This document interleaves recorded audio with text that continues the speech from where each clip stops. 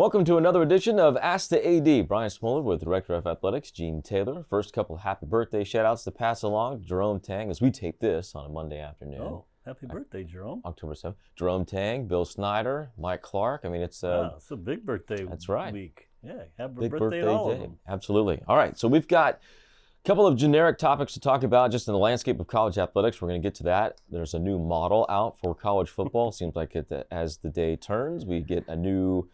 As the calendar turns, we get a new proposal for what's out there. We'll talk about that, plus basketball, and some questions from the fans as we go through this October edition. We'll start first with the landscape of college athletics. You know, as the Big Ten and the SEC meet, and that has been somewhat talked about on social media, and there's been some fear and obviously aspersions thrown towards them. But as they begin to talk about what their two conferences look forward to as it relates to the CFP and all of college athletics, what's the Big 12 stance towards those topics? Well, I think, collectively, in general, we like the format now, right? It's you get the automatic qualifiers plus 7 at large. You get a chance to earn your way into the championship. And to start talking about changing it already when we haven't even gone through the new format, at least for a couple of years, really doesn't make a lot of sense. And most all the other championships, you earn your way in. And to get, two conferences and get an automatic bid really does not seem to make a lot of sense right now. And, I think the people in the country, they want a true championship. And I think the ESPN TV partners want a true championship, And so they can talk about it, but I think a lot of folks across the country would be really uncomfortable with two conferences getting more automatic bids than anybody else. And certainly in the Big 12, we're very, very comfortable with the way it is. And, right now, if we ever expand it, the more automatic bids, I think look at the basketball tournament, right? I mean, it's you get upsets, you get true championships.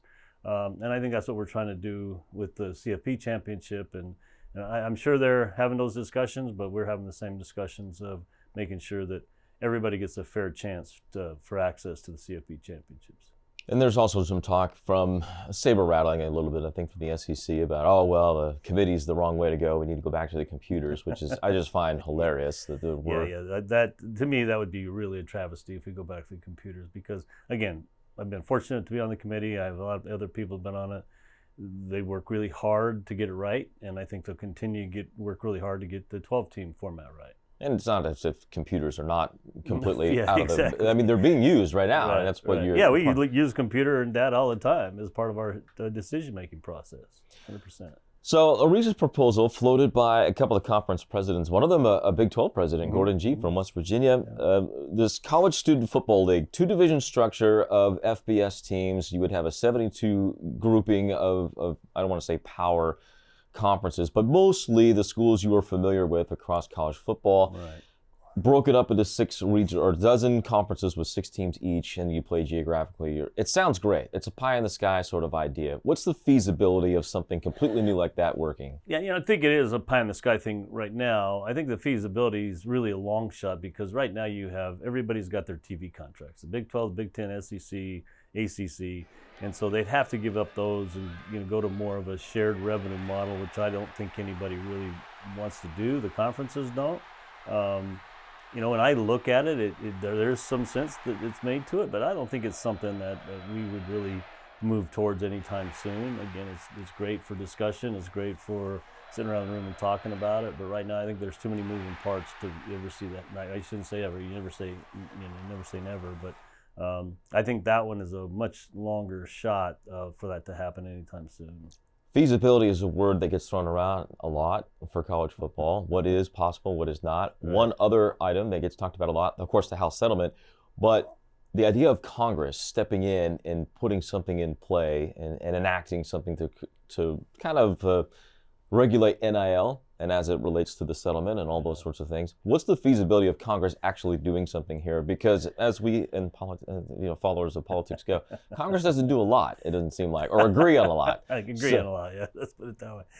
No offense, Senator Moran, he works really hard for us, our senators and congressmen. However, I think until after the election, nothing's going to happen. And we know that. We know that at the NCAA. We know that on the conference commissioner side. One of the things, as we continue to work through the settlement, we hope that if the settlement is approved, that'll give Congress and those that have been reluctant to help us at least them say, hey, at least they're going in the right direction. These are some of the things that we wanted the NCAA and these conferences to create, was an opportunity for student athletes to share in the revenue. Would that lead to any other further protection? That's the hope. Would it lead to protection from athletes becoming employees? That's the hope. But I mean, we're still talking pretty far down the line. I wouldn't say it wouldn't happen, and there's more interest in senators and congressmen looking at it at least. But it's probably not going to happen until after the election for sure.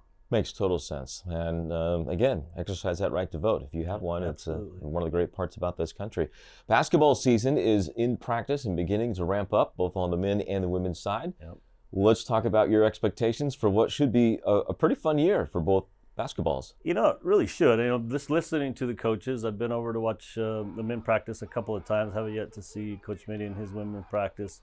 But their excitement about both of their teams is really at a high level. Obviously, Coach Mitty's got a veteran team coming back with some new pieces.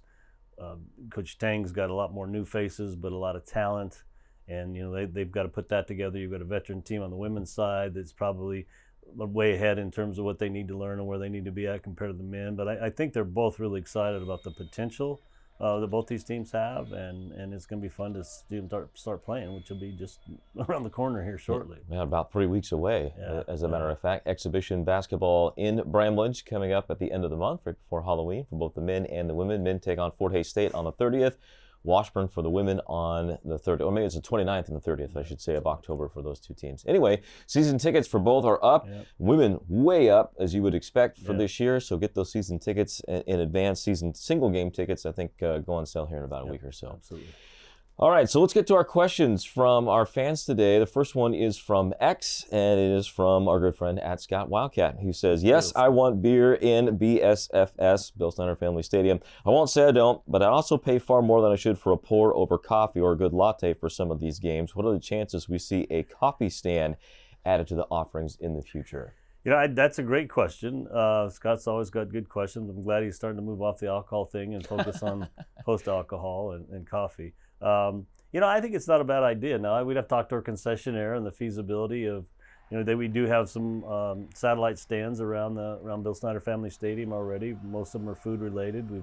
We've got some other specialty items. So, you know, I could see it possibly happening, and it's certainly a conversation to have, particularly from the high-end coffees that I'm assuming that Scott Wildcat is talking about. But yeah, I mean, of course, when it's, you know, 95 or 100 degrees in September, I'm not sure how many people, maybe they do iced coffee. I guess you can get iced coffee. So yeah, something to have a conversation with a concessionaire about. Certainly, as you moved into the colder weather games, yeah, 100%. Certainly something to think about. Yeah. A lot of great local coffee shops around here as well, here in Manhattan. I'm sure that would be a great. Seems like they're building one every day. Absolutely, you know. Shout out to all the local coffee. I don't want to even name them because we'll start running down. We'll miss a couple, so I don't want to do that.